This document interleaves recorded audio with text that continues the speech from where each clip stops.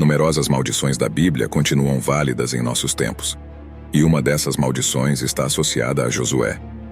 Amaldiçoado diante do Senhor é aquele que tenta reconstruir a cidade após Jericó e suas muralhas terem sido demolidas por um anjo de Deus, agindo sob a autoridade divina de Josué.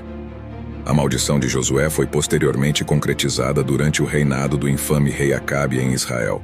Foi Hiel de Betel quem, apesar da maldição, tentou reconstruir a cidade, apenas para sofrer suas consequências, pois a maldição ceifou a vida de seus filhos. Por que Josué proibiu a reconstrução da cidade e amaldiçoou os envolvidos? Para desvendar a narrativa completa, desde a queda da cidade devido à maldição de Josué até a morte dos filhos de Hiel, convidamos você a se juntar a nós nesta jornada intrigante.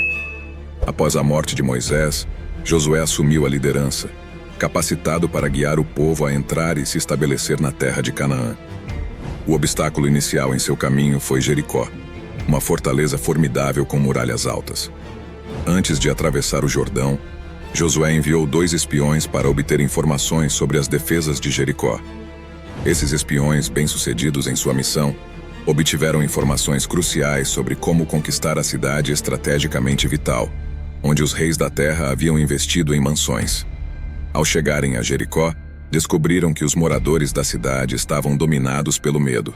Após a vitória rápida na guerra de Canaã e a derrota de Og, os israelitas inspiraram medo e perturbação entre a população. Rahabe, a prostituta, ciente de que o Deus de Israel estava prestes a derrubar Jericó, escondeu os espiões e ajudou em sua fuga. Enquanto isso, o rei de Jericó sitiou a cidade murada.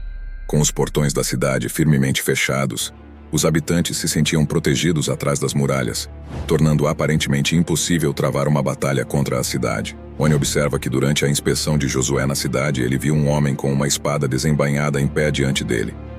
Josué se aproximou da figura e perguntou se o homem estava a favor deles ou de seus inimigos. O homem se identificou como o ministro do exército de Deus, também presente nos dias de Moisés. Embora Moisés não o tenha recebido naquela época, ele retornou agora porque conquistar Jericó não teria sido possível sem a sua ajuda. Ao perceber que era um anjo enviado por Deus, Josué se curvou e seguiu as ordens dadas a ele na véspera da batalha. Os israelitas, se preparando para o confronto, cercaram Jericó.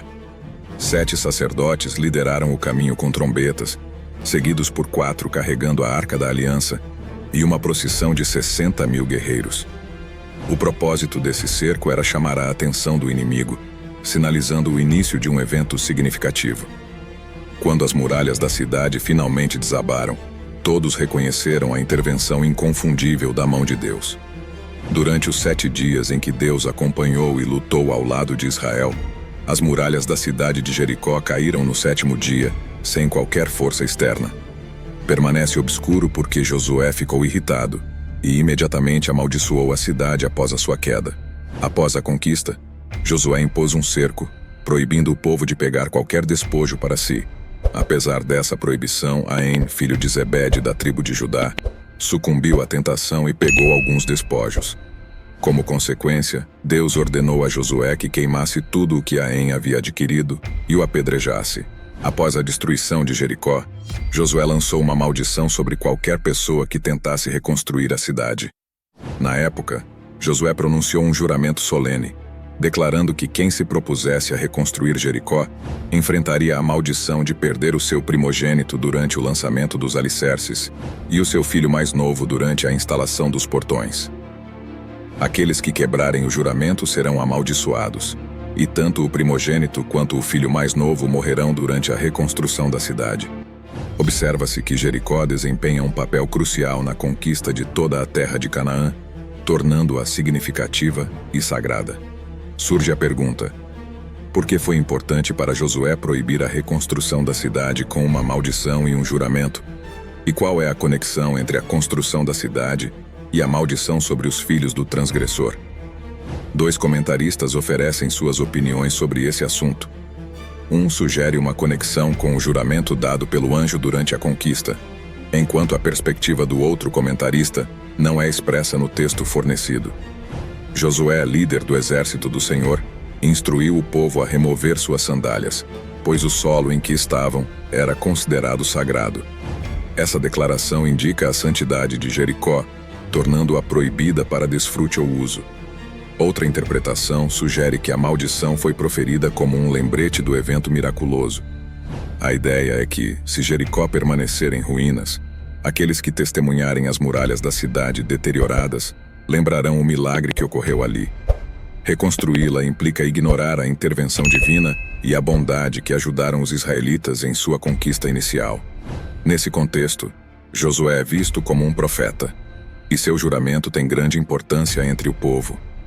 Diversas interpretações cercam a maldição, mas sua realização torna-se evidente muitos anos depois, quando Jericó permaneceu desabitada até o tempo dos profetas Elias e Eliseu, cerca de 500 anos depois.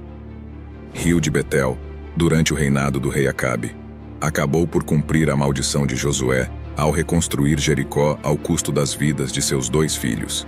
As ações de Acabe ao se casar com uma mulher idólatra e construir altares para a adoração de ídolos desviaram-se dos mandamentos de Deus.